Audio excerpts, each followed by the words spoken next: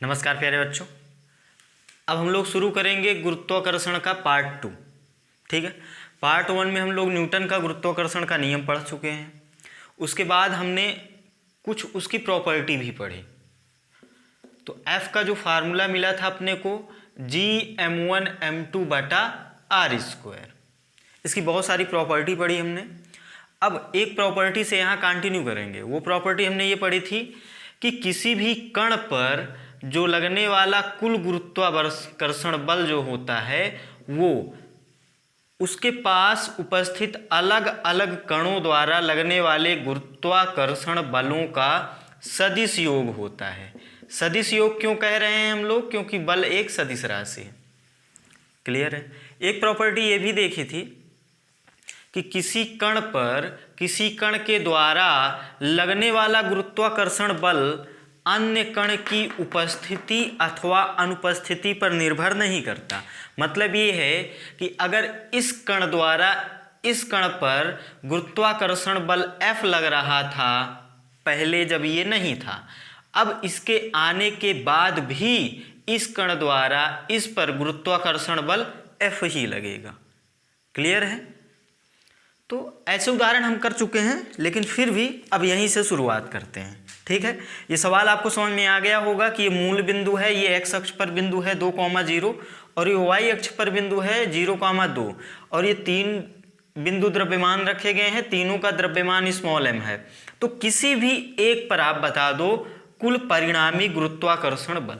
चलो अगर इसको हम O बोल दें, इसको हम बोल दें A और इसको बोल दें हम B, तो आप O पर बता दो F नेट। F नेट का मतलब इसके कारण और इसके कारण, इन दोनों के कारण लगने वाले बलों का परिणामी सदिश योग वही होगा अपना F net on O। Clear है। तो अब देखो हम क्या करते थे, जिसके कारण बल देखना हो उसके पास जाओ। इसके पहले A के कारण देखना है तो ये इसको अपनी ओर खींचेगा। क्यों? क्योंकि गुरुत्वाकर्षण बल जो होता है वो होता है आकर्षण का बल। अगर ये इसको अपनी ओर खींचेगा मतलब ये दिशा मिलेगी FOA। क्लियर है। इसी प्रकार ये इसको खींचेगा अपनी ओर मतलब FOB की दिशा ये मिलेगी। और ये दोनों हैं एक दूसरे से 90 अंश के कोण पे। तो आप सदिशों का परिणामी का फार्मूला भी जानते हो, √a² + b² + 2ab cos theta. तो इसका परिमाण निकालो और इसका परिमाण निकालो। पहले परिमाण निकालें। तो परिमाण हम निकाल रहे हैं FOA मतलब O के कारण A पर लगने वाला गुरुत्वाकर्षण बल। ये फार्मूला होता है Gm1m2/r²। m1 भी m है, m2 भी m है, सॉरी m2 ये बटा r² मतलब इनके बीच की दूरी ये कितनी है 2 का स्क्वायर। सॉल्व करो इसे तो Gm²/4 इसको समीकरण 1 मानो। अब देखो यदि हम OB देखें, FOB देखें, ये कितना होगा Gm × m, इनके बीच की दूरी ये भी तो 2 ही है, ये 2 का स्क्वायर 4 हो गया। Gm²/4 ये दोनों सेम लग रहा है, इसको आप F मान लो कैलकुलेशन थोड़ा सा आसान करने के लिए। अब इन दोनों का परिणामी जो होगा वही होगा अपना FA और इसको हम लिखेंगे FOA + FOB। ये सदिश लगाने का मेरा तरीका है। क्लियर है। अब देखो ये दोनों सदिश का योग निकालना है। अब इन दोनों सदिशों का जो परिणामी होगा ये बीच से जाएगा। हम पहले ही बोल चुके हैं 2 सदिशों का परिणामी उनके बीच से जाएगा। और अगर ये दोनों परिमाण बराबर हैं तो एकदम कोण अर्धक पे जाएगा मतलब 45 पे जाएगा। तो अब फार्मूला यदि लगाएं हम तो फार्मूला 2 सदिशों के परिणामी का क्या होता है a² + b² + 2ab cos theta under root में। तो जो FA मिलेगा, हम परिमाण की बात कर रहे हैं, वो √F², इसका स्क्वायर प्लस इसका स्क्वायर, ये दोनों F पता है तो F² + F² + 2 × F × F × cos 90, बीच का कोण 90, cos 90 होता है 0 मतलब ये वाली पद तो हट गई, ये पूरा कितना हो गया 0। तो ये F² 2F² F बाहर हो गया √2। अब F का वैल्यू ये डाल दो, वही अपना आंसर है। कॉपी करो। पॉज करो, कॉपी करो। ये सवाल पिछले वाली क्लास में हम लोग कर चुके हैं, जस्ट एक रिवीजन के लिए, और चूंकि अभी इसी कॉन्सेप्ट का उपयोग हम आगे करने वाले हैं, इसीलिए पॉज करके कॉपी कर लो फास्ट। अगला उदाहरण लेते हैं। पिछले वाली क्लास में हम एक सवाल किए थे कि वर्ग के चारों कोनों पर बिंदु द्रव्यमान रख दिए थे और किसी एक कोने पर रखे बिंदु द्रव्यमान पे परिणामी बल निकाला था हमने। अब थोड़ा और उस पर कुछ काम करते हैं और अब एक बिंदु द्रव्यमान उसके केंद्र पर भी रख देते हैं। अभी भी हमने उदाहरण में एक वर्ग लिया जिसकी भुजा हम दे देंगे आपको ए मान लेना, ठीक है। ये भुजा है, साइड इसकी कितनी है ए। चारों कोनों पर बिंदु द्रव्यमान रखे गए हैं जिसका द्रव्यमान सेम है, मतलब स्मॉल एम। क्लियर है। अब भाई साहब बोल रहे हैं कि इसका जो केंद्र होगा, इस केंद्र पर एक द्रव्यमान और रख दिया गया। इसका द्रव्यमान आप 1 kg 2 kg कुछ भी मान लो या m ही मान लो। अब आंसर क्या है, इसको कोई बिंदु मान लेते हैं हम लोग। चलो ए बी सी डी ये वर्ग था, इस वाले बिंदु को हम ई मान लेते हैं। तो निकालना क्या है, एफ ई। चलो परिमाण की बात करो, मतलब ई पर कुल परिणामी बल निकालना है। मतलब इस द्रव्यमान के कारण, इस सभी द्रव्यमानों के कारण जो ई पर परिणामी बल होगा वो निकालना है। सवाल बना लो, इसी में हम सॉल्व करेंगे। बना लो पॉज करके, ये भी लिख लो, फिर चलो आ जाओ यहाँ पे। अब इसके यहाँ पे इसे हटा देते हैं ना, ध्यान रखना ये 1 kg का है। इस पॉइंट को भी हटा देते हैं, थोड़ा साफ क्लियर चित्र बने इसलिए। अब देखो हमने क्या कहा, दिशा पता करने के लिए उस द्रव्यमान के पास जाओ जो बल लगा रहा है। यहाँ पर इस पर ये बल लगाएगा, और अगर ये द्रव्यमान बल लगाएगा तो भैया अपनी ओर खींचेगा। अरे बोलो यार, अपनी ओर खींचेगा ना, क्योंकि बल कैसा है, आकर्षण का। ठीक है, इसी प्रकार ये भी खींचेगा अपनी ओर। अरे ये दिशा काहे गड़बड़ हो रही है, ये समझ रहे हो ना, खींचने वाली ये इधर वाला खींचेगा, और इधर लगा देंगे तो इधर वाला खींचेगा, ये तो पता है आपको। अब ये भी इसको खींचेगा मतलब ऐसे, और ये भी अपने इसको खींचेगा मतलब ये दिशा। अब देखो हमको ये बताओ, अगर ये भुजा बराबर है और ये विकर्ण है इस चतुर्भुज का, और ये चतुर्भुज वर्ग है, तो ये 45 होगा और ये भी 45 होगा। अरे भाई 90 अर्धक 45। अब दोनों कोण बराबर हैं, तो हमको पता है कि बराबर भुजाएं जो होती हैं बराबर कोण बनाती हैं, मतलब ये भुजाएं भी बराबर होंगी। इसी प्रकार ये भी 45 45 45 45, मतलब ये जो साइड है ना, ये साइड ना बोलो चूंकि साइड ये है, ये जो लंबाई है, ये जो लंबाई है ये बराबर है। दिशा आप देख लेना है ना, इसमें बड़ा थोड़ा गड़बड़ हो गया, बना लेना अच्छे से। क्लियर है, थोड़ा बैक जाके। अब हमको ये बताओ आप कि अगर इसकी बात करें, इस द्रव्यमान के कारण इस पे बल, तो क्या लिखेंगे,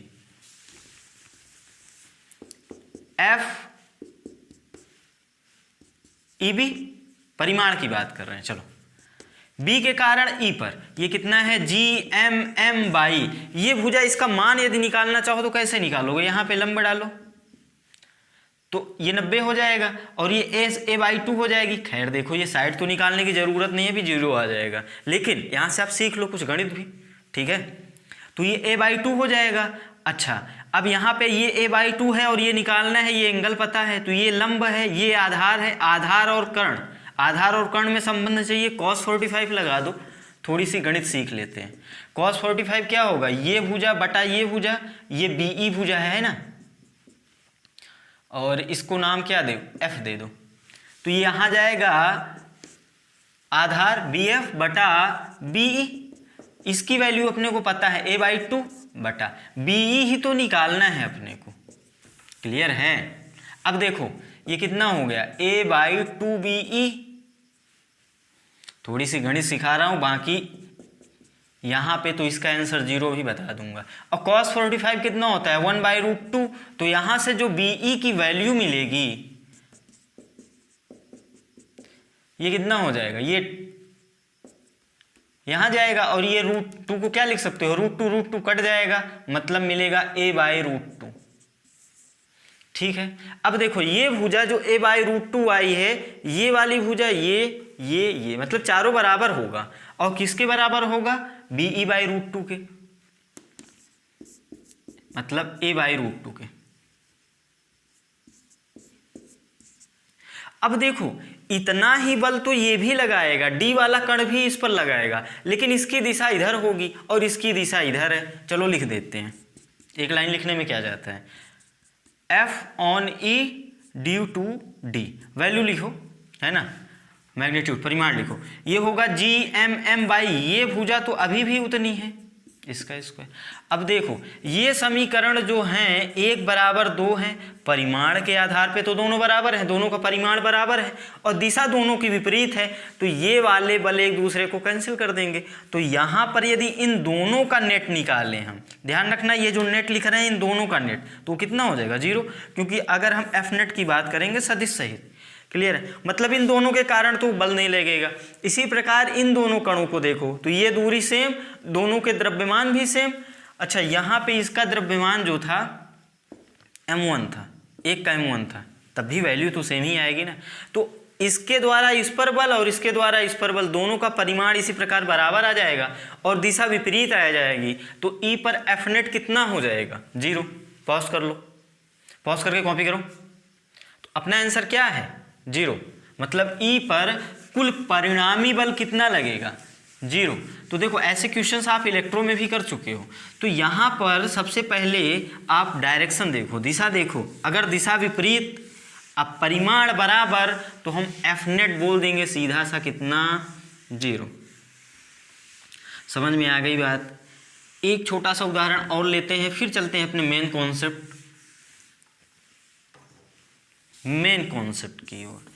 देखो यहाँ पर मूल बिंदु पर कोई द्रव्यमान रखा गया है, द्रव्यमान कुछ भी वैल्यू दी होगी, m 2m समथिंग कुछ भी, ठीक है, चलो m मान लो, इन सभी को m मान लो। इसके निर्देशांक 1,0, ये वाला निर्देशांक 2,0, ये वाला 3,0। अब ये O है, इसको A मान लो, इसको B मान लो, इसको C मान लो। आपको बताना अभी भी उतना ही है, मतलब O पर कुल परिणामी बल। तो हमने क्या कहा था कि एक कण के कारण जितना बल लगेगा वो अन्य कणों की उपस्थिति पर निर्भर नहीं करेगा, पहली बात। और जो एफ नेट होगा सभी के कारण लगने वाले बलों का सदिश योग होगा, मतलब ये इसको अपनी ओर खींचेगा ऐसे, और ये भी अपनी ओर खींचेगा ऐसे, और ये भी अपनी ओर खींचेगा, मतलब तीनों की दिशा तो सेम ही है। अगर दिशा सेम नहीं होती फिर भी हम सदिश के रूप में जोड़ते, एक को घटा देते सदिश रूप में, क्लियर है। तो अब यहाँ पर जो एफ ओ होगा सदिश रूप में लिखें तो ओ ए के कारण, बी के कारण, सी के कारण, ये अपना आंसर होगा। अब इसका हम निकाल लेंगे Gm1m2/r², ये दूरी 1, इसके कारण Gm1m2/ ये पूरी दूरी 2 का स्क्वायर, इसके कारण लिखेंगे Gm1m2 ये दूरी 3 का स्क्वायर, यहाँ पे रख के परिमाण सॉल्व कर लेंगे। अब दिशा देखने की जरूरत यहाँ पे नहीं है, अब सीधा हम परिमाण भी तो जोड़ सकते हैं। काहे जोड़ सकते हैं बताओ? क्योंकि एक ही दिशा है, अगर एक ही दिशा है तो सीधा जोड़ दो आप, क्लियर है। इसको कॉपी कर लो, पॉज करके कॉपी कर लो। चलो ये तीनों उदाहरण फिर से कराने का जो मतलब है अब वो आ चुका है, जिसके कारण ये तीनों उदाहरण मैंने फिर से कराए ताकि आपको एक बार फिर से याद हो जाए, क्योंकि जो एग्जाम्पल है अब थोड़ा सा खतरनाक है क्या? एक बिंदु द्रव्यमान है अपने पास और इसके पास में ही एक रॉड रखी है। रॉड जानते हो, छड़ बोलते हैं हिंदी में, है ना। ये इसका द्रव्यमान है कैपिटल M और लंबाई है कैपिटल L, और इसका द्रव्यमान स्मॉल m, और ये इससे मान लो स्मॉल d दूरी पर रखी हुई है। तो अब जो अपना काम है निकालने के लिए स्मॉल m ये निकालना है, मतलब स्मॉल m पर इस रॉड के कारण लगने वाला बल या फिर रॉड पर इस स्मॉल बल के कारण लगने वाला बल, कोई अन्य बल नहीं देखेंगे हम, तो यहाँ पर गुरुत्वाकर्षण बल की बात होगी। और हम जानते हैं गुरुत्वाकर्षण बल दोनों वस्तुएं पर परिमाण में बराबर और दिशा में विपरीत लगता है, मतलब इसके कारण इस पे निकाल लो या इस पर इसके कारण निकाल लो, क्लियर है। तो अब इसके लिए करेंगे क्या हम? वो लाइन याद करो कि सभी के कारण बलों का सदिश योग होगा। किसी एक कण पर यदि बहुत सारे कण लगा रहे हैं बल, तो सभी के कारण लगने वाले बलों का सदिश योग होगा। क्लियर है? अब देखो यहाँ पे, अब ये बिंदु द्रव्यमान तो है नहीं, ये है बिंदु द्रव्यमान और ये बिंदु द्रव्यमान नहीं है। तो याद करो फार्मूले में हमने लिखा था कि ये बिंदु द्रव्यमान के लिए लगेगा या सममित गोलीय द्रव्यमान के लिए लगेगा। सममित गोलीय द्रव्यमान, गोलीय द्रव्यमान। यहाँ पे एक जैसे सममित मतलब एक जैसे तो है नहीं, दोनों अलग अलग हैं। ये रॉड है, गोली तो है नहीं। मतलब फार्मूला जो है अपने पास F = G m1m2/r²। ये सीधा इस पे नहीं लगा सकते। बात समझ में आ गई? अब आप एक तरफ ये भी जा सकते हो कि हमने ये कहा था कि किसी भी वस्तु का पूरा द्रव्यमान उसके द्रव्यमान केंद्र पे मान सकते हैं, और द्रव्यमान केंद्र पे ये भी पढ़ के आ चुके हो कि रॉड का जो द्रव्यमान केंद्र होता है L/2 दूरी पर होता है। तो आप ऐसा करो, इसके L/2 दूरी पर पूरा द्रव्यमान m मान लो, और अब ये d है, ये L/2 है, दूरी पता चल गई, दोनों द्रव्यमान पता चल गए, निकाल लो। तो वो तरीका गलत होगा। बात समझ में आ गई? यहां पे हम जो तरीका लगाने वाले हैं वो थोड़ा देखना। यहां पर हम इससे x दूरी पर जाकर dx लंबाई का एक अल्पांश लेंगे। अल्पांश मतलब छोटा सा भाग लेंगे, अल्प अंश। ठीक है? ये अब ये बिंदु द्रव्यमान की जैसा व्यवहार करेगा। इसकी लंबाई हमने ले ली dx, इसकी लंबाई कितनी ले ली? ये जो चौड़ाई है, लंबाई बोलो, ये कितना ले लिया? dx। और इसका जो द्रव्यमान हमने लिया वो लिया dm। d लग जाता है मतलब अति सूक्ष्म हो जाता है, m के आगे तो द्रव्यमान अति सूक्ष्म। डेल्टा भी यहीं पर सीख लो। डेल्टा मतलब होता है अति सूक्ष्म से थोड़ा सा ज़्यादा, मतलब है तो ये भी कम लेकिन बहुत सूक्ष्म नहीं है। क्लियर है? इतना पता होगा आपको। तो चलो शुरू करते हैं। अब यहाँ पे हम फार्मूला लगा सकते हैं। अब अगर फार्मूला लगाएंगे तो मिलेगा Gm1, m1 का वैल्यू m है, m2 का वैल्यू dm है, और ये पूरी दूरी जो है इनके बीच की वो है x।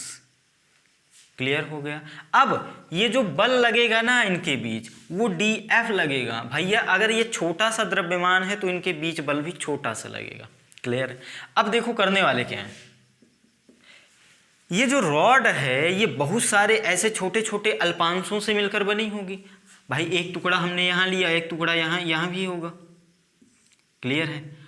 तो चलो देखते हैं। मान लो कि हम रॉड के कारण इस पे बल देख रहे हैं, तो रॉड के कारण देख रहे हैं मतलब आकर्षण का ये अपनी ओर खींचेगी, ये वाला भाग भी अपनी ओर खींचेगा, ये वाला भाग भी अपनी ओर खींचेगा। अगर यहाँ पे जितने भी अल्पांश होंगे सभी अल्पांश इस द्रव्यमान पर आकर्षण का ही बल लगाएंगे, मतलब अपनी ओर खींचेंगे। मतलब बल की दिशा तो एक ही मिल गई। कितने ही अल्पांश ले लो आप, सभी के कारण दिशा एक ही मिली। और यदि एक ही दिशा में होते हैं तो उनको जोड़ने का काम करता है समाकलन। नहीं जानते तो आज से जान जाओ। एक ही दिशा में कोई बहुत सारी राशियां हैं छोटी छोटी, तो उनको जोड़ने का काम क्या करेगा? समाकलन। अब हम जानते हैं बल की एक ही दिशा है तो सबको एक साथ जोड़ना है, तो हमको क्या करना पड़ेगा? समाकलन। तो अब इसका समाकलन करने के बाद जो F मिलेगा वो अपना नेट होगा। चलो एक लाइन आगे लिख लेते हैं इसके। ये dF मिला, तो अब जो F नेट होगा उसको हम F मान रहे हैं, ये होगा dF और उसका समाकलन। अब समाकलन है तो इसमें लिमिट भी लगानी पड़ेगी आपको। और लिमिट देखो, लिमिट किसकी लगाएंगे? यहाँ पे चर क्या है? x ही तो बदल रहा है। अरे बात समझ में आ रही है? x बदल रहा है। ये हमने dm ये द्रव्यमान भी तो फिक्स ही कर दिया। तो अब अगर x बदल रहा है तो x की लिमिट, और यहाँ न्यूनतम लगाते हैं, यहाँ मैक्सिमम। समाकलन पढ़े हो तो जानते हो। तो x का न्यूनतम मान तो इतना हो सकता है और अधिकतम मान इतना हो सकता है। तो न्यूनतम मान ये कितना हो गया? d, और अधिकतम मान ये पूरा कितना हो गया? ये d + l। ये लिमिट लग जाएगी। क्लियर है?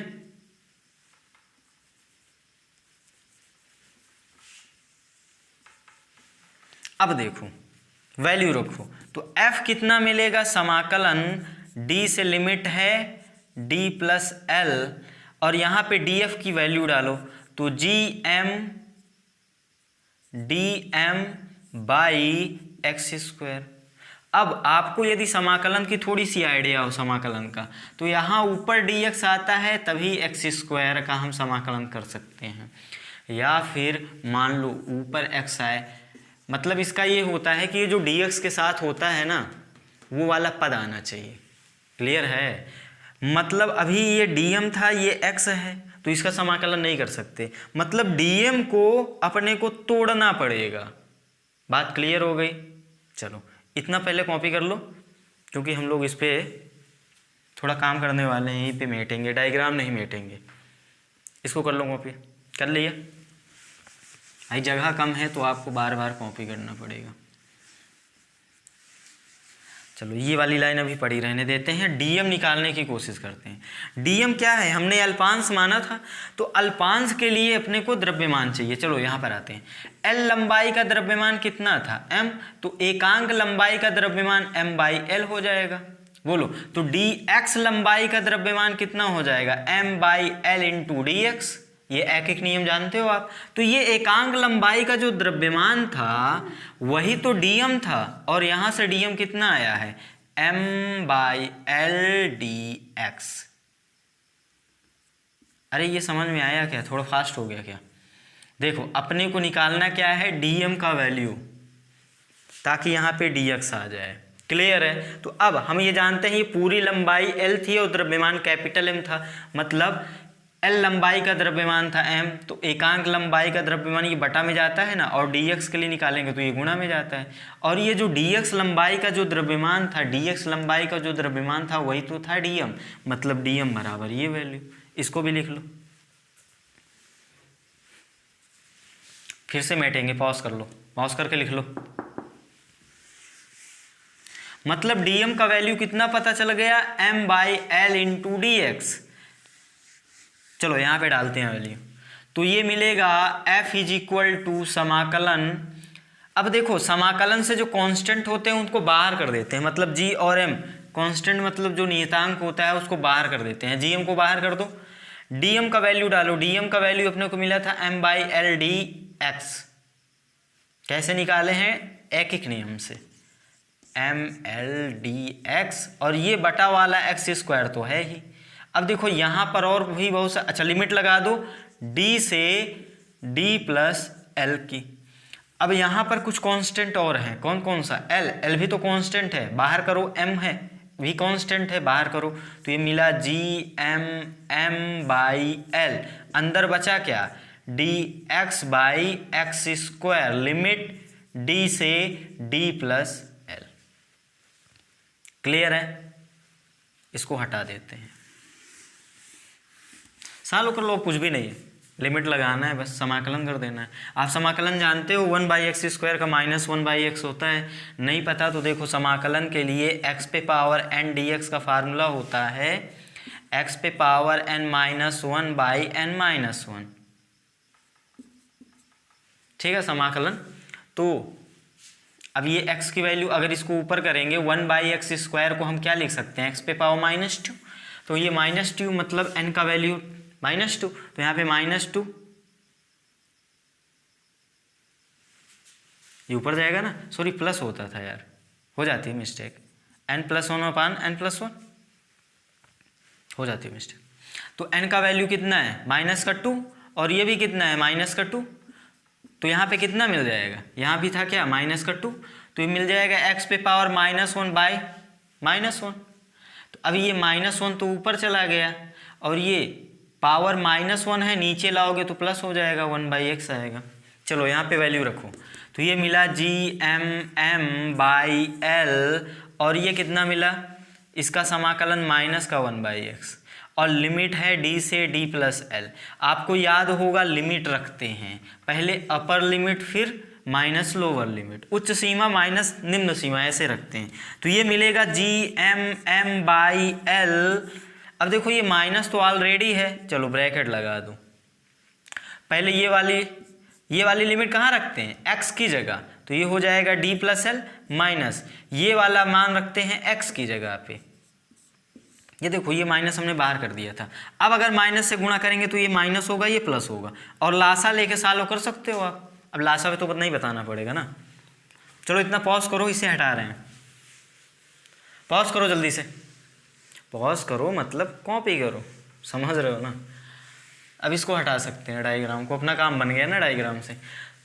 आपको पता चल गया होगा कि वो उदाहरण इसलिए करवा रहा था क्योंकि यहाँ पे बहुत सारे अल्पांश मिल रहे थे और सभी अल्पांशों के कारण हमको नेट निकालना था। तो क्या करते हैं, सीधा सीधा जोड़ देते हैं क्योंकि दिशा एक ही है और समाकलन जोड़ने का काम करता है। क्लियर है। अब देखो यहाँ पे इसके आगे लिख रहे हैं यहाँ पे, तो ये मिलेगा G M M by L, ये हो गया माइनस का 1/d प्लस एल प्लस का हो गया 1/d। ये वैल्यू डालो यार डी, क्या गलतियां करते हो।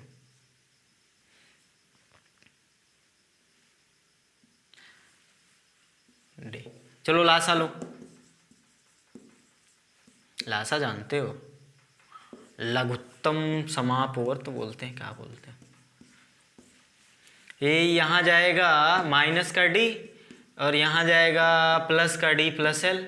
देखो ये minus D plus D cancel है, ये वाला एल इससे कैंसिल, तो अपना आंसर क्या मिला, G M M by D D plus L. ये है अपना आंसर।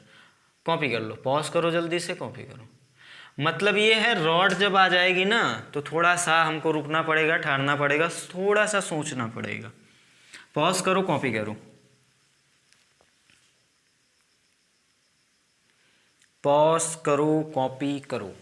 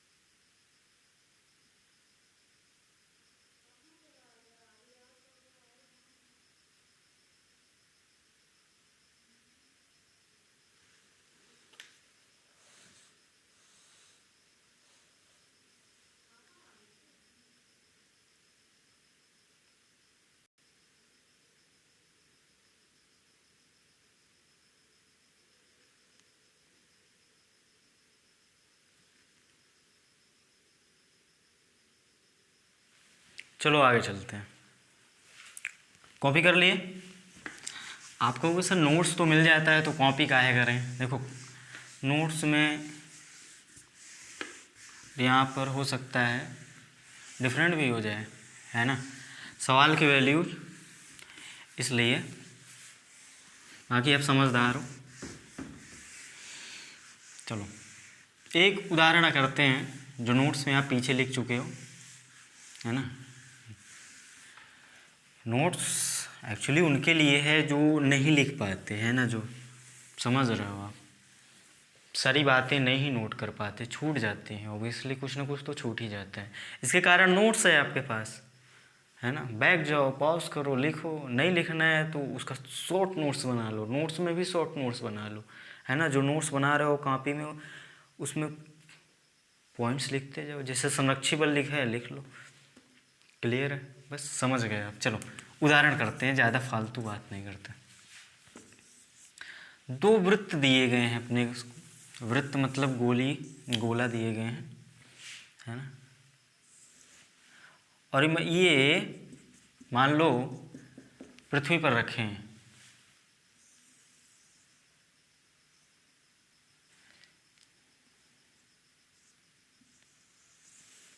ठीक है।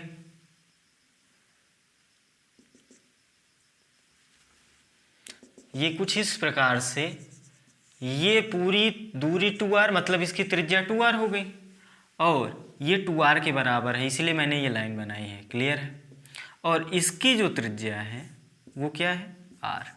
इसका द्रव्यमान m मान लो, इसका 2m मान लो, और ये वाली दूरी यहाँ से लेके यहाँ की दूरी r दी गई है। आपको निकालना क्या है, इन दोनों के बीच जो गुरुत्वाकर्षण बल लगेगा वो निकालना है आपको। सवाल समझ में आया। अब देखो ये सवाल कराने का मतलब क्या है, अभी आप समझ जाओगे। हमने क्या कहा था कि अगर गोलीय कोश हो जाए तो उसका द्रव्यमान कहाँ मानोगे, उसके केंद्र पे, क्योंकि द्रव्यमान केंद्र पर ही सारा द्रव्यमान इकट्ठा माना जाता है। तो अगर यहाँ पर इनके केंद्रों पे हम लोग मान लें द्रव्यमान एकत्रित, तो ये वाली दूरी निकाल लेंगे, तो यही होगी केंद्रों के बीच की दूरी। मतलब जो अपना फार्मूला होता है F = G m1 m2 by r square, इसमें जो r स्क्वायर होता है केंद्रों के बीच की दूरी होता है, या द्रव्यमानों के बीच की दूरी। यहाँ पर केंद्रों के बीच की दूरी लेंगे क्योंकि ये गोले हैं, क्लियर है। अब देखो यहाँ से अगर हम लंब खींच दें तो ये r था, तो ये भी ये वाली दूरी r हो गई, और ये पूरा r था तो ये वाली दूरी r हो गई, क्योंकि ये पूरा 2r था, तो ये भी r, ये भी r। अब देखो ये लंब है, ये r है, और ये पूरा r है, ये यहाँ से यहाँ तक नाम दे दो कुछ भी, ABC दे दिए। तो अगर ABC त्रिभुज में देखें तो AB कितना है, r, और ये भी है r। हम जानते हैं समान भुजाएं समान कोण बनाती हैं, तो ये 45 हो जाएगा, ये भी 45 हो जाएगा, क्योंकि ये ऑलरेडी 90 दिया है। और अगर ये 90 है तो आप पाइथागोरस प्रमेय से ये भुजा निकाल सकते हो, AC लंब का स्क्वायर प्लस आधार का स्क्वायर बराबर कर्ण का स्क्वायर। तो वहाँ से आप सॉल्व करना, तो जो AC आएगा वो आएगा r√2। AC पता चल गया, यही है अपना स्मॉल r। इस सवाल को कराने का मतलब ये है, देखो सवाल में अगर बोल देता ना ये वाली दूरी r है, तो आप ये डायरेक्ट r की वैल्यू डाल देते इस फार्मूले में, गलती हो जाती। क्यों, क्योंकि अपने को केंद्रों के बीच की दूरी चाहिए। अब सॉल्व कर लो, अब हम सॉल्व नहीं करेंगे, r/√2 रखना है। सवाल समझ में आ गया इसका कराने का।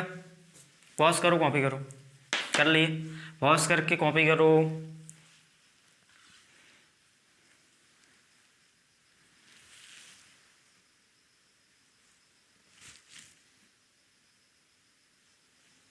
चलो कर लिए।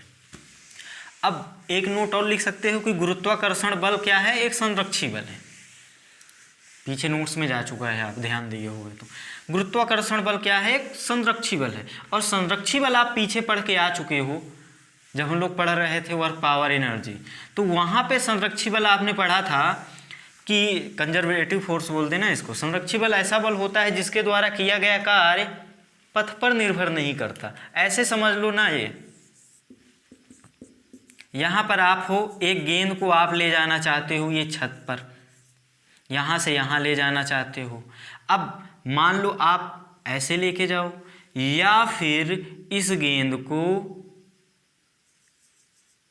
सीढ़ी से लेके जाओ,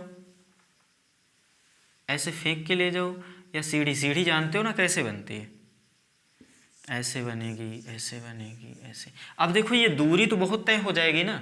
अभी ये सीढ़ी की एक लंबाई दे दे, एक ऊंचाई दे दे, तो वहाँ से आप दूरी निकाल लोगे, देगा नहीं। मैं समझाना क्या चाहता हूँ कि अभी आप कितनी ऊंचाई चल रहे हो, अपने को निकालना है। मान लो mgh निकालना है। mgh क्या है, वर्क डन बाय ग्रेविटी, यही तो है, ग्रेविटी द्वारा किया गया कार्य, गुरुत्वाकर्षण बल द्वारा किया गया। तो यहाँ पर ये जो है पथ पर निर्भर नहीं करता, मतलब आप सीढ़ी से लेकर जाओ, कहीं से भी कैसे भी ले जाओ, आप ए से सी पहुंच रहे हो तो ऊंचाई कितनी तय कर रहे हो, ये वाली ऊंचाई आपको यदि h दे दी जाए तो आप सीधा फार्मूला लगाओ mgh। मतलब ये है कि ये पथ पर निर्भर नहीं करता, ये प्रारंभिक बिंदु अंतिम बिंदु के बीच की लंबवत दूरी। क्लियर बात है ना, आप समझ गए। मतलब संरक्षी बल द्वारा किया गया कार्य पथ पर निर्भर नहीं करता, और गुरुत्वाकर्षण क्या है, संरक्षी बल। दूसरा नोट आप लिख सकते हो कि संरक्षी बल ही जो है, संरक्षी बल द्वारा कार्य करो आप किसी एक पूरे चक्कर में, तो वहां पे भी जो किया गया कार्य होता है वो 0 होता है। ठीक है, आप वृत्तीय गति में ये पढ़ चुके हो कि वृत्तीय गति में मान लो, चलो थोड़ा याद दिला देता हूँ, रस्सी से एक पत्थर बांध के इसे हिलाते थे, ऐसे ही ऐसा वृत्त मिलता था ऊर्ध्वाधर, ये क्षैतिज वाला वृत्त ऐसे ही घुमाते थे। क्लियर है, तो तनाव द्वारा किया गया कार्य पूछा जाता था, गुरुत्वाकर्षण बल द्वारा किया गया कार्य पूछा जाता था। मान लो यहाँ पर कोई द्रव्यमान रख दे, ठीक है, तो वहाँ पर हम क्या निकालते थे, क्योंकि यहाँ पर ये बल की दिशा,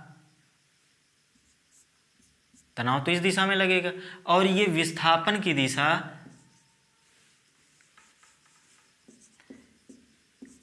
नब्बे कोण होता था, और जो कार्य होता है क्या होता है, एफ डॉट डी, मतलब F D cos theta, cos 90 0, तो इस कॉन्सेप्ट से 0 होता था। मतलब ये है कि संरक्षी बल में एक पूरे पथ के लिए कार्य कितना मिलता है, 0। समझ में आ गया आपको, ठीक है। अब इसी का उपयोग करते हुए एक अगले कॉन्सेप्ट पे चलते हैं, अभिकेंद्री बल। ये भी आप पढ़ के आए हो, अभिकेंद्री बल।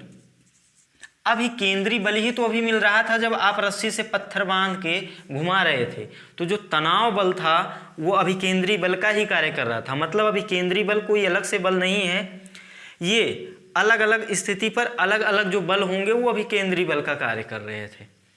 क्लियर है, तो यहां पर एक सवाल दिया गया है आपको कि दो कण हैं,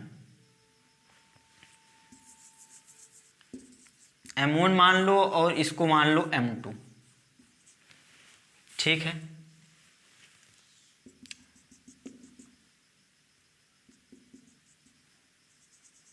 ये केंद्र है, तो अब इन दोनों के बीच गुरुत्वाकर्षण बल तो लगेगा।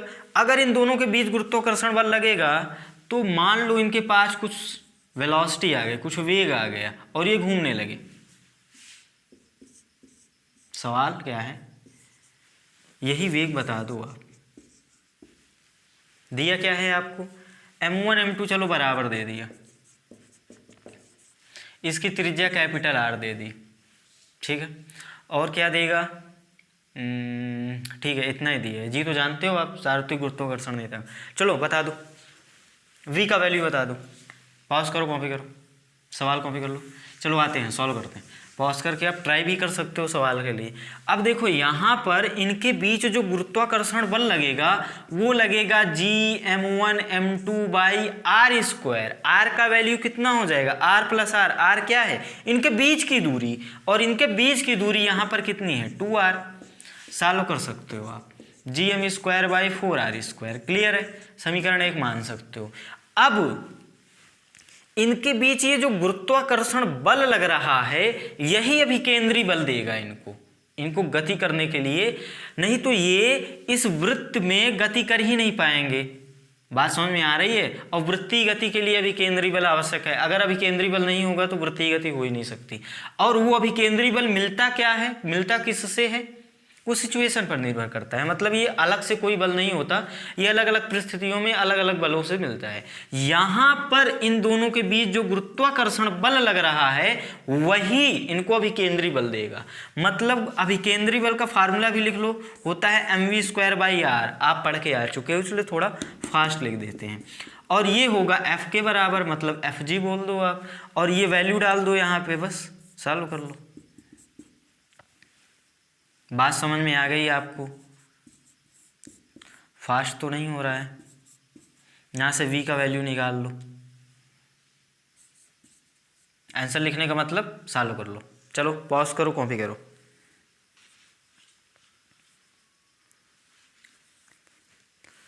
पॉज करो, कॉपी करो, पॉज करो, कॉपी करो। कर लिया? आगे चलें? चलो आगे चलते हैं।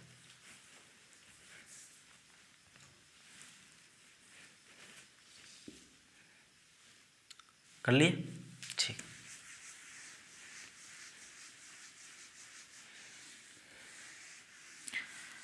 अब देखो एक सवाल करते हैं हम लोग, आईआईटी में आ चुका है वो सवाल, ठीक है। अभिकेंद्री बल का ही कॉन्सेप्ट है, मतलब ये कॉन्सेप्ट कौन सा चल रहा है आप ऐसे भी लिख सकते हो हेडिंग में, अभिकेंद्री बल प्लस गुरुत्वाकर्षण, वृत्तीय गति प्लस गुरुत्वाकर्षण।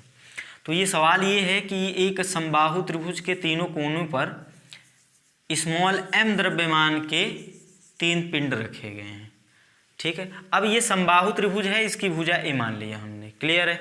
अब हो क्या रहा है कि मान लो इनको कोई आया थोड़ा घुमाकर छोड़ दिया। अब भाई देखो बल लग रहा है तो त्वरण भी आ सकता है, ये गति भी कर सकते हैं, और ये गति करेंगे अब इस वृत्तीय पथ पर, क्लियर है। तो पूछा क्या है आपसे? आवर्तकाल पूछा है। आवर्तकाल क्या होता है? एक चक्कर पूरा करने में समय, क्लियर बात। एक बात तो आप एफ नेट निकाल सकते हो, वो पूछने की बात है क्या? एफ नेट तो पूछी, कई बार पूछा गया है, आप निकाल भी दिए हो। बात समझ में आ रही है? चलो सॉल्व करते हैं। सवाल समझ में आ गया आपको?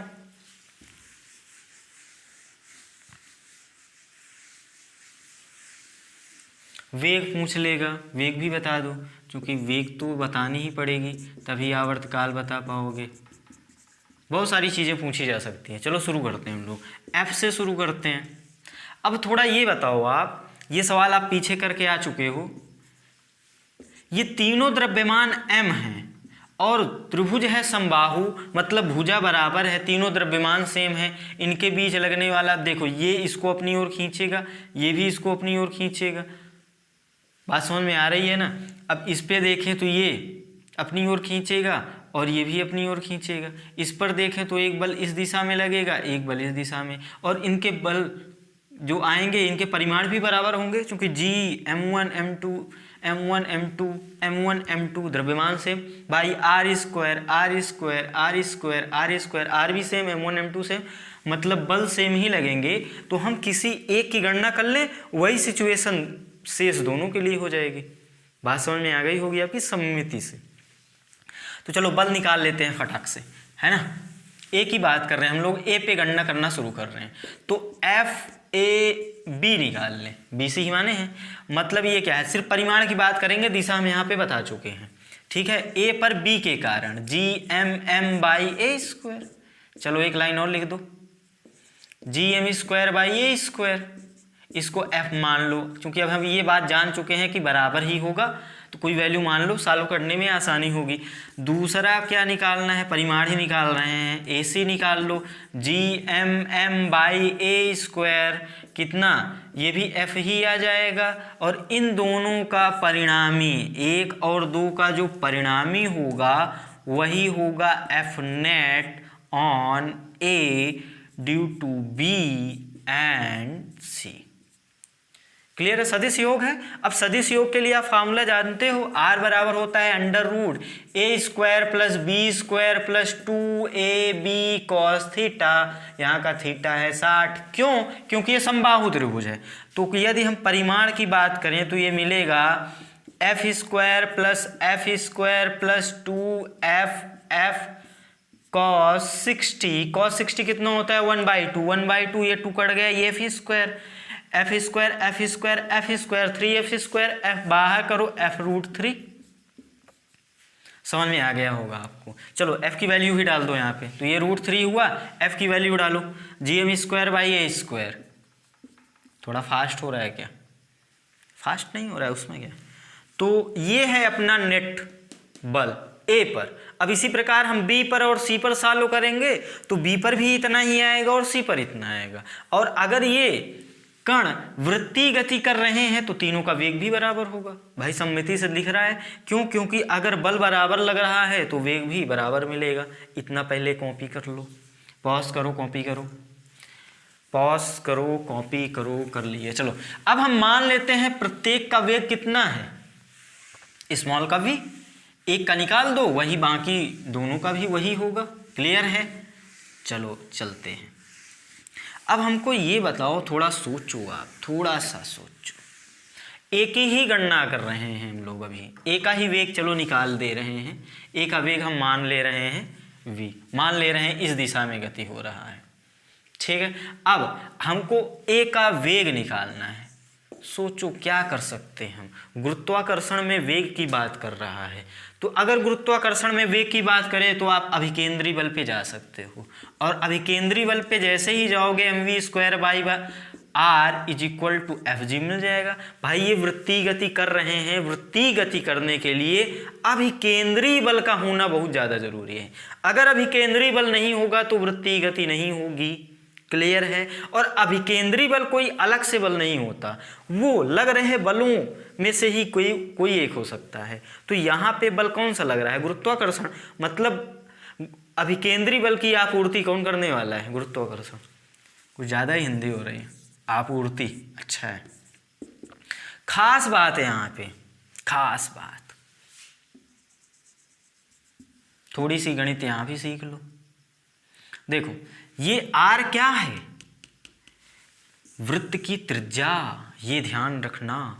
वहां फार्मूले में जो r लगाते हैं वो द्रव्यमानों के बीच की दूरी है। यहां वाला r क्या है? वृत्तीय गति की बात अब हम कर रहे हैं mv²/r से, चाहे इसको कैपिटल R मान लो। ये जो R है वो वृत्तीय गति का जो वृत्त है उसकी त्रिज्या है भैया, ध्यान रखना, क्योंकि ये अभिकेंद्रीय बल है। क्लियर है? अब वृत्त की त्रिज्या अगर देखें हम तो ये वाली लंबाई की बात कर रहे हैं भाई साहब, या ये वाली लंबाई या फिर ये वाली लंबाई, ये तीनों बराबर होगा और यही है अपना R। क्लियर है? कैसे निकालोगे? थोड़ी सी मैथमेटिक्स लगेगी, थोड़ी सी। लंब डाल सकते हैं, यहाँ पे लंब डाल दो। ये पूरा कितना था? समबाहु त्रिभुज ए माना है ना, तो ये कितना हो गया? a/2। अरे बोलो यार, ये भुजाएं बराबर होती हैं ना तो ये लंब होता है और ये अर्धक पे जाता है। ये प्रमेय हम लोग 6 या 7 में पढ़ चुके हैं, 9 में भी हो सकता है मिली हो। तो अब ये लंब है तो ये समद्विभाजित करता है, मतलब ये a/2 हो गया। और ये वाली भुजा निकालना है, ये कोण कितना होगा? 30 अंश। क्यों? क्योंकि ये और ये बराबर है तो एकदम अर्धक पे जाएगा, ये 60 तो ये 30। अब ये वाली भुजा दी गई है, ये भुजा निकालना है, बीच का कोण पता है तो इसके लिए ये आधार है, ये कर्ण है, कोण है, कॉस लगा दो। cos 30 आधार मतलब a/2 बटा कर्ण, कर्ण मतलब r, cos 30 √3/2। कैलकुलेशन अच्छी हो रही है। ए का वैल्यू निकाल लो, सॉरी आर का वैल्यू चाहिए ना अपने को, क्योंकि आर गिवन नहीं है, ए गिवन है। तो आर का वैल्यू निकालो ए के रूप में, तो ये यहाँ जाएगा, ये यहाँ। अच्छा ये 2 से 2 तो निपट रहा है, निपटा दो। ये गया यहाँ पे, मतलब a का /√3। ये है आर का वैल्यू, उठा के यहाँ पे पटको इसको। तो आर का वैल्यू चलो रखो, a/√3। अब Fg पीछे निकाल चुके हो, ये जो Fg है ना, नेट फोर्स, ए की बात करो तो ए पे निकाल लो, बी की क्या बात करो भी, तीनों के लिए सेम ही होगा सम्मिति से। तो ये कितना आया था अपना? कितना आया था? अरे यार भूल गया, f√3, क्योंकि 60 है तो f√3 जाता है, और f का वैल्यू gm²/a²√3 इतना आया था, पीछे देख लेना। तो अब देखो क्या क्या कटेगा, क्या बचेगा। अपने को v का चाहिए, v का मान चाहिए, तो यहाँ से v² निकालो। चलो देखो, एक m से m कट जाएगा, ये √3 पहले लिख दो, g लिख दो। एक m इससे एक m कट गया तो एक m बचा है, ये एक a कट जाएगा तो एक a बचेगा यहाँ पर, और ये √3 पलट कर ऊपर जाएगा तो ये वाला √3 इससे कट जाएगा, √3 भी हटा दो। बोलो, ध्यान कैलकुलेशन ही तो है, आप कर लेना है ना, हो सकता है मुझसे मिस्टेक हो गई हो। तो v निकालोगे क्या? √GMR, ये है अपना आंसर, v का वैल्यू। f का वैल्यू निकाल लिए, v का वैल्यू निकाल लिए। अब एक बात और बची है, आवर्तकाल। पहले पॉज करके कॉपी कर लो, चलो कर लिया। अपने को निकालना है आवर्तकाल। आवर्तकाल की यदि हम परिभाषा पे जाएं तो उसकी परिभाषा क्या बोलती है कि एक चक्कर पूरा करने में लगा समय। एक चक्कर पूरा करने में लगा समय। समय समय समय समय बराबर होता है दूरी बटा चाल। समय बराबर दूरी बटा चाल। और ये समय काहे का होगा? एक चक्कर का। तो एक चक्कर का दूरी, एक चक्कर का चार। अब चाल तो फिक्स ही है भैया, v निकाल लिए हम। कितना आया था देख लेना हम ना, क्योंकि अब हम डायरेक्ट फार्मूला लिख देंगे, वहीं पे आप v का वैल्यू डाल देना। मिटा दिया ना। अच्छा, एक चक्कर में ये दूरी कितना तय करेगा? वृत्त की परिधि के बराबर। और वृत्त की परिधि कितना होता है? 2πr।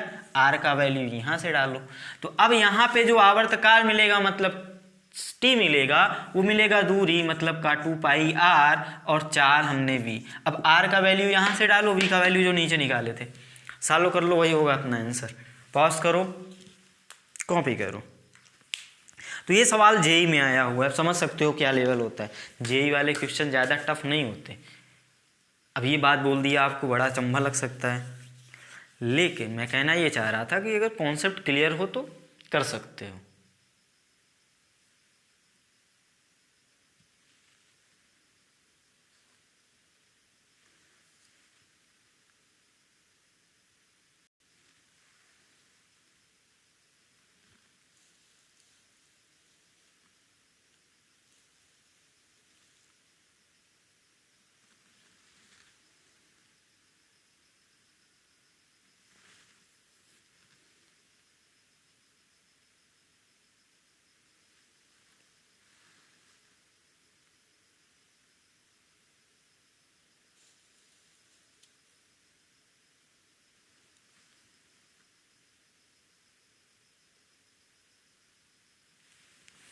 चलो कॉपी कर लिए,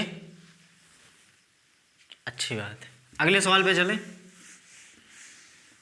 चलो चलते हैं। सवाल समझ में आ गया है? जेई का क्वेश्चन है, कॉन्सेप्ट क्लियर होने चाहिए, फार्मूले है ना। देखो जेई और फिर मेंस की बात करें या फिर नीट की बात करें तो जेई एडवांस और जेई मेंस और नीट में अंतर यही होता है कि एडवांस में क्या होता है, जो क्वेश्चन होता है ना, वो एक साथ सारे कॉन्सेप्ट का उपयोग करवा लेता है आपसे। अगर कई कॉन्सेप्ट में कोई सब नहीं है बना आपसे तो फिर सवाल नहीं बनता। और जो मेंस और नीट के जो क्वेश्चन होते हैं वो एक ही कॉन्सेप्ट से संबंधित होते हैं। सीधा एक कॉन्सेप्ट पता है तो कर लोगे, नहीं पता है तो नहीं कर पाओगे। एडवांस के लिए क्या करता है, एक साथ वो कई कॉन्सेप्ट का उपयोग करवाता है, कभी कभी तो एक साथ कई चैप्टर्स का उपयोग करवाता है ना। मैकेनिक्स भी मिला दिया, इलेक्ट्रो मिला दिया, बवाल काट देते हैं। चलो यहाँ पे अगले सवाल पे देखते हैं। ये उदाहरण जो है वो कह रहा है कि एक भारी पिंड है, उसके चारों तरफ एक छोटा सा छोटू सा पिंड है, राउंड कर रहा है, चक्कर लगा रहा है ना। इसका द्रव्यमान मान लो m है, इसका कैपिटल M है, अगर देगा तो ठीक है। और भाई साहब बोल क्या रहे हैं? बोल ये रहे हैं कि इनके बीच जो गुरुत्वाकर्षण बल लग रहा है, इनके बीच जो गुरुत्वाकर्षण बल, भाई दो द्रव्यमान है तो गुरुत्वाकर्षण बल तो लगेगा।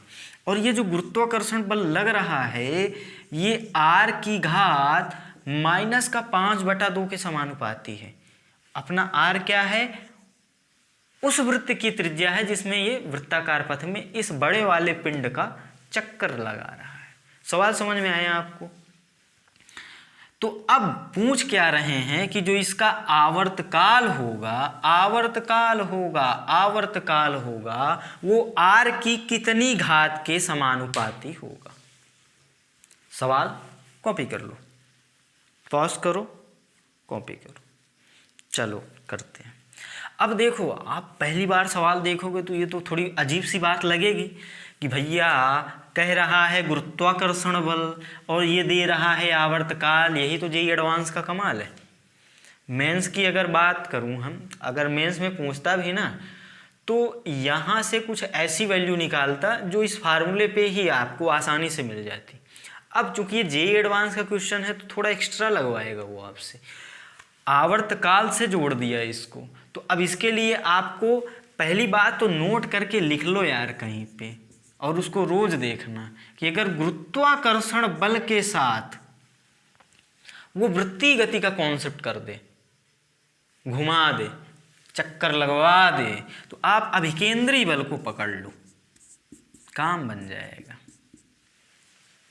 क्लियर है? मतलब इन दोनों के बीच जो गुरुत्वाकर्षण बल लग रहा है ना, उसको अभिकेंद्री बल, वो गुरुत्वाकर्षण बल ही अभिकेंद्री बल प्रदान करेगा। मतलब गुरुत्वाकर्षण बल अभिकेंद्री बल क्या हो जाएंगे? बराबर।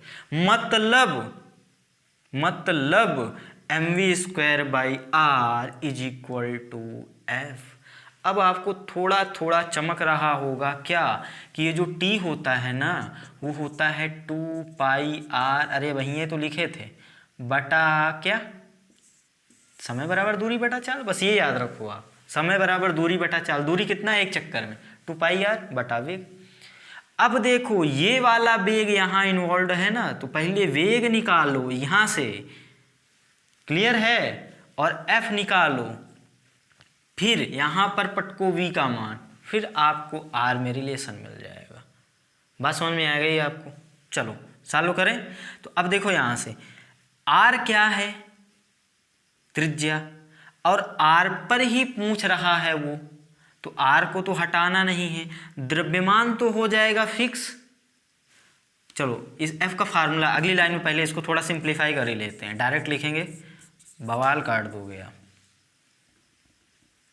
f का वैल्यू कितना मिलेगा?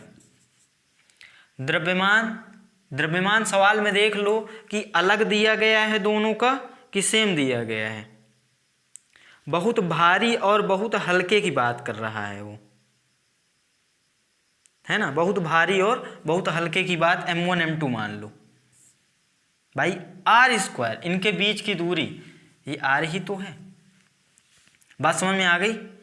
अब यहां पर f जो था, अच्छा f समानुपाती था, तो यहां से समानुपाती वाला कॉन्सेप्ट ही लगाएं। देखो इसको थोड़ा हटाते हैं, मतलब ये है f समानुपाती, f जो बराबर है तो वो समानुपाती, देखो ऐसे f समानुपाती mv²/r लिख सकते हैं क्या? है तो ये दोनों बराबर, लेकिन समानुपाती के लिए क्या कॉन्सेप्ट होता है कि जब समानुपाती का चिन्ह हटाएंगे तो कोई कांस्टेंट वैल्यू मिलेगी, और कोई कांस्टेंट वैल्यू मिलेगी तो समानुपाती से तो फर्क पड़ेगा नहीं उसका। तो अगर f समानुपाती है r पे पावर -5/2, तो mv²/r भी समानुपाती हो जाएगा। क्यों? क्योंकि f और r क्या है? सेम ही तो है इस स्थिति में। क्लियर है? अब यहां से अगर v² निकालें हम, ये r यहां जाएगा तिर्यक गुणा में,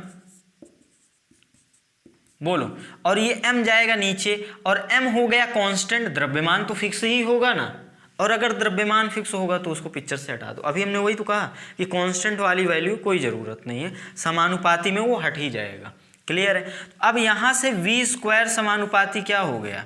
गुणा में घातें जुड़ जाती हैं, इस पे पावर 1 है और इस पे -5/2 प्लस 1, सालो करो, 2 × 2 -3/2। बोलो समझ में आया? आपको यहाँ पे v चाहिए, v² नहीं चाहिए, तो आपको v निकालना है किसके समानुपाती? तो दोनों पक्षों का वर्गमूल लोगे, और वर्गमूल, थोड़ी सी गणित सीख लो यहाँ पे, वर्गमूल का मतलब होता है पावर का 1/2। तो पावर 1/2 दोनों तरफ लेंगे, दोनों तरफ वर्गमूल लेंगे, तो ये तो v बचेगा, और इधर क्या हो जाएगा? r पे ये पावर, इसे हटा दें, माइनस का कितना था? 3/2 था ही, और हमने क्या कहा? वर्गमूल का मतलब पावर कितना? 1/2। तो अब यहाँ से जो v समानुपाती मिलेगा वो r पे पावर क्या होगा? पावर का पावर गुणा होता है ना, तो -3/4। अब v का वैल्यू यहाँ रख देंगे, आंसर निकालेंगे। पहले इतना लिख लो, पॉज करो, कॉपी करो, कर लिए, हटा दें। ये लाइन याद रखना है, बाकी अब ये तो सॉल्व कर ही लिए हैं, इसको हटा देते हैं। तो यहाँ से देखो, गुरुत्वाकर्षण के साथ अगर वृत्तीय गति जोड़े तो डायरेक्ट पिक्चर में किसको लाओ आप? अभिकेंद्री बल की एंट्री करा दो बस। चलो यहाँ पे देखते हैं। अब हम t की बात कर रहे हैं कि वो किसके समानुपाती होगा, क्लियर है ना। तो अब देखो समानुपाती की अगर हम बात करें यहाँ पर तो ये 2 पाई हटा दो, नियतांक है ना, नियतांक समानुपाती हटा दो, बटा v था। अब v का वैल्यू डालो यहाँ पे, v का वैल्यू r पे पावर -3/4, ध्यान रखना। अब यहाँ पे जो t समानुपाती होगा ये ऊपर जाएगा तो पावर प्लस का हो जाएगा, ये कॉन्सेप्ट तो आपको पता है। अब घातें जोड़ दो, गुणा में घातें जुड़ती हैं ना, 4 × 4 = 3 7,